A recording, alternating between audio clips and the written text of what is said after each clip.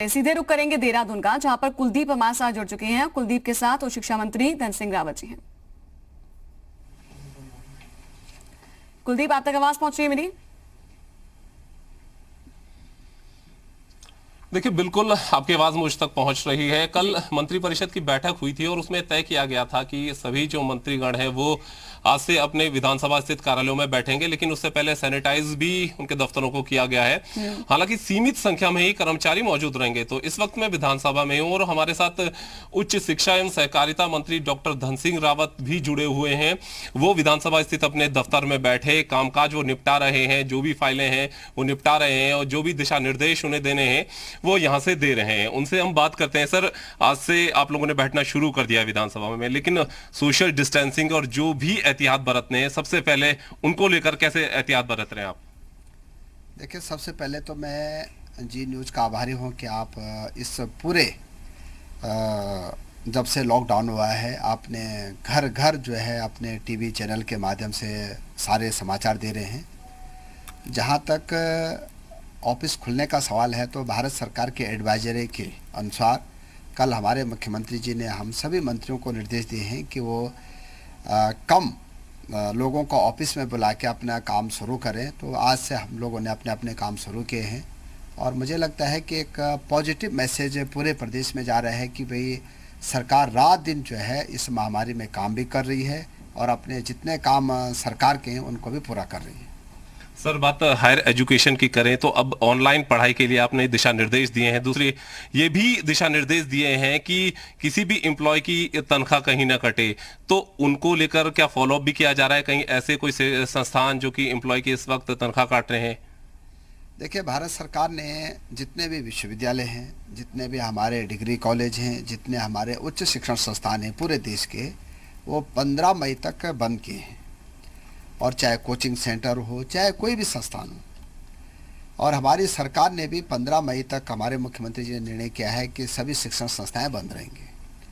तो छात्रों को पढ़ाई कैसे की जाए इस पे एक विषय आया था। तो हमने एक हफ्ते पहले सभी कुलपतियों को भी, अपने डायरेक्टर को भी, सभी प्राचार्यों को आदेश दिए हैं कि वो ऑनलाइन छात्रों की पढ़ाई कर सकते हैं।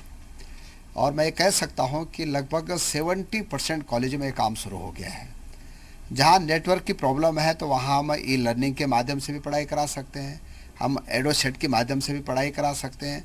और छात्रों के सत्र खराब न हो इसके लिए भारत सरकार ने भी 3 पोर्टल जारी किए हैं और मुझे आसार विश्वास है कि छात्रों को पढ़ाई पे कहीं कोई दिक्कत नहीं आने वाली है। जहाँ तक निजी शिक्षण संस्थानों का सवाल है या निजी विश्वविद्यालयों का सवाल है या स्ववित्त पोषित कॉलेजों का सवाल है, तो उनको भी हमने निर्देश दिए हैं कि वो लॉकडाउन की अवधि का किसी भी कर्मचारी का तनख्वाह न काटें, क्योंकि सब कर्मचारी जो है इस समय हो सकता है कि वो नौकरी पे न जा पाए हों। लेकिन हमने सबको आग्रह भी किया है, निवेदन भी किया है कि वो किसी भी कर्मचारी के साथ अवमाननीय व्यवहार न करें। सर, चाहे बात केंद्र सरकार की हो, राज्य सरकार की हो, किसान दोनों की प्राथमिकता में है। खासतौर से आपके विभाग की बात करें सहकारिता की, तो किस तरीके से किसानों को आप लोग रियायत दे रहे हैं ताकि ये जो कठिन दौर चल रहा है इसमें उनको परेशानी ना हो, दिक्कत ना हो? देखिए, किसानों के लिए भारत सरकार ने कल स्पष्ट आदेश सभी राज्यों को दिए हैं कि चाहे उद्यान हो, चाहे डेयरी हो, चाहे पशुपालन हो, चाहे किसान हो, चाहे मनरेगा का काम हो, इसके लिए अब रोक हटा दी गई है और सारे किसान अपने आजकल फसलों का काम कर रहे हैं। लेकिन ये ज़रूर है कि उसमें सोशल डिस्टेंसिंग का उनको ध्यान रखना है।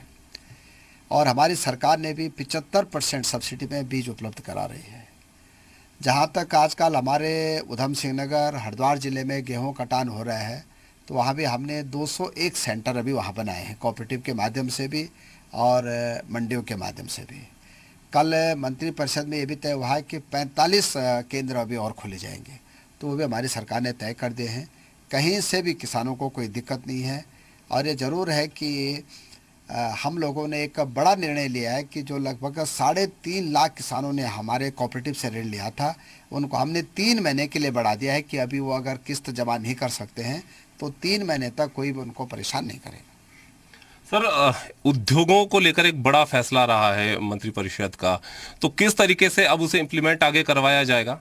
देखिए, भारत सरकार ने जो लिखित एडवाइजरी हमको राज्यों को दी है उसमें ये कहा गया है कि जो भी उद्योग अपने उद्योगों को खोलना चाहते हैं या उनके पास संसाधन की पर्याप्त वहाँ पे है, तो उनको जो है डिस्ट्रिक्ट मजिस्ट्रेट या राज्य सरकार जो है उनको परमिशन देगी।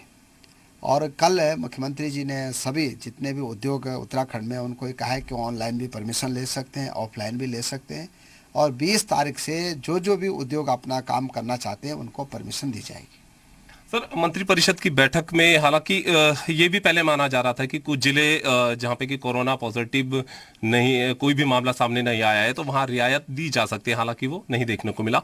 भविष्य में क्या देखने को मिल सकता है कि ऐसे इलाके, क्योंकि वहां पे लोगों की और दिक्कतें न बढ़े, तो रियायत तो कुछ ऐसी दे सकते हैं? देखिए, अभी हम सब लोग भारत सरकार के एडवाइजरी पे काम कर रहे हैं और माननीय प्रधानमंत्री जी ने आह्वान कर दिया पूरे देश को कि 3 मई तक सबको लॉकडाउन में रहना है।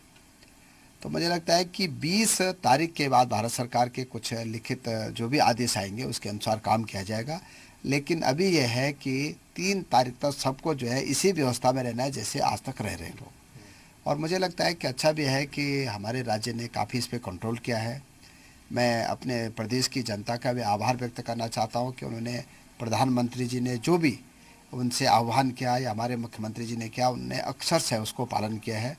और हमारी सरकार, चाहे भारत सरकार हो चाहे उत्तराखंड सरकार हो, हम सब लोग चाहते हैं कि इस महामारी का जल्दी जो है अंत हो जाए और जल्दी सब लोग काम पे आ जाए। जी, आप देख सकते हैं कि हायर एजुकेशन मिनिस्टर वो भी विधानसभा स्थित अपने कार्यालय में बैठे हैं, यहाँ से वो कामकाज निपटा रहे हैं। इसके अलावा और भी मंत्री हैं, कृषि मंत्री हैं, वो भी अपने दफ्तर में बैठे, शहरी विकास मंत्री वो भी अपने दफ्तर में बैठे, इसके अलावा पर्यटन मंत्री वो भी अपने दफ्तर में बैठे, और मंत्रियों ने अपने दफ्तर में बैठकर जो भी अपना ऑफिशियल कामकाज है वो निपटाया। तो व्यवस्था बनाई जा रही है, और क्योंकि उत्तराखंड में अभी तक बहुत ज्यादा केसेस नहीं आए हैं, ये राहत उत्तराखंड के लिए जरूर है। ये कोशिश की जा रही है कि सोशल डिस्टेंसिंग मेंटेन किया जाए और जो भी एहतियात बरतने वो बरते जाएं, ताकि उत्तराखंड में कोरोना को फैलने से रोका जाए। और इसके लिए अगर सख्त कदम उठाने हैं तो वो भी उठाए जा रहे हैं, जहां पर रियायतें दी जा सकती हैं तो वो भी दी जा रही हैं। जी नैन्सी। लेकिन शिक्षा के क्षेत्र में क्या, क्योंकि अभी कहा जा रहा था कि अब ऑनलाइन जो है क्लासेस दी जाएंगी, तो ऐसे में जो बच्चे हैं, विद्यार्थी हैं, उनकी शिक्षा प्रभावित ना हो, इसके लिए भी कुछ अच्छे कदम हालांकि कहेंगे कि उठाने की कोशिश हो रही है अब आगे के लिए, लेकिन क्या हो सकता है और कैसे फायदा विद्यार्थियों को? देखिए, बिल्कुल, क्योंकि हायर एजुकेशन मिनिस्टर हमारे साथ में हैं, उन्हीं से हम जानते हैं कि ऑनलाइन की जो व्यवस्था शुरू की गई है, और जैसे कि पहले भी उन्होंने कहा कि अधिकांश कॉलेजों में ऑनलाइन पढ़ाई की व्यवस्था शुरू हो चुकी है, लेकिन और बेहतर तरीके से छात्रों को शिक्षण ऑनलाइन के जरिए मिले, उनका नुकसान ना हो, तो इसके लिए सरकार और क्या बेहतर कदम उठाएगी, बात करते हैं उनसे। सर, बच्चों को और बेहतर तरीके से एजुकेशन मिले, उनको किसी भी तरह की दिक्कत न हो पठन पाठन में, उसके लिए क्या और कदम उठाए जा सकते हैं? देखिए, हम लोगों ने कल एक महत्वपूर्ण बैठक फिर करने वाले हैं और सभी हम लोगों ने एक हेल्पलाइन भी जारी कर रहे हैं निदेशालय से कि बच्चों को अगर कोई भी दिक्कत आएगी तो उस पर बात कर सकते हैं। भारत सरकार ने जो 3 पोर्टल पूरे देश को दिए हैं, उसमें भी बच्चे जो है सीधे ऑनलाइन पढ़ाई कर सकते हैं। और अगर कहीं नेटवर्क की प्रॉब्लम होगी, कहीं अगर कोई दिक्कत आती है, तो छात्र जो है निदेशालय से सीधे बात कर सकते हैं। और निश्चित रूप से हम चाहते हैं कि छात्रों की पढ़ाई में कोई दिक्कत ना आए, इसके लिए कल हम एक आवश्यक बैठक फिर विभाग की कर रहे हैं। देखिए, तो कल उच्च शिक्षा विभाग की एक महत्वपूर्ण बैठक होने जा रही है, जिस बैठक में ये तय किया जाएगा कि छात्रों को किसी भी तरह की दिक्कत न हो, और एक हेल्पलाइन नंबर भी उनके लिए निकाला जाएगा कि अगर उन्हें कोई परेशानी होती है तो वो परेशानी उन्हें ना हो। क्योंकि अभी लॉकडाउन के चलते 15 मई तक शिक्षण संस्थान बंद रहेंगे, तो ऑनलाइन ही छात्रों को पढ़ना पड़ेगा। तो ऐसे में अगर किसी भी तरह की उनको दिक्कत होती है पठन पाठन में, तो एक ऑनलाइन सहूलियत के लिए उनकी एक हेल्पलाइन नंबर भी जारी होगा। और साथ ही में कल जो बैठक होगी, उस बैठक के बाद और क्या कुछ सरकार कर सकती है उच्च शिक्षा में, ये बैठक के बाद ही तय होगा। जी बिल्कुल। एक सवाल और कुलदीप यहाँ पर कि अभी क्या 20 तारीख का इंतजार समझे, क्योंकि कई सेक्टर्स में जो है सरकार की ओर से छूट दी जा रही है, और धन सिंह रावत जी एक सही व्यक्ति है जो बता सकते हैं कि अभी और कहां पर किस तरह की व्यवस्थाएं हो सकती हैं, कहां पर छूट दी जा सकती है, या अगर कोई भी और मरीज बढ़ते हैं तो क्या वापस निर्णय हो सकता है? देखिए बिल्कुल उन्हीं से जानते हैं। सर, अभी कुछ सेक्टर में रियायत दी गई है, आने वाले दिनों में क्या कुछ और सेक्टर हो सकते हैं जहां पर रियायत दी जा सकती है?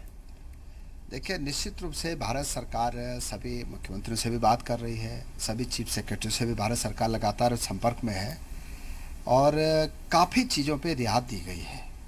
लेकिन भविष्य में हम 2-3 चीज़ों पे और रियायत चाहते हैं कि कल मंत्रिपरिषद में भी इस पे चर्चा हुई है कि माना मनरेगा के काम हैं या रोड के काम हैं या बिल्डिंग के काम हैं, तो सीमेंट जब तक नहीं मिलेगा तब तक काम नहीं हो पाएंगे।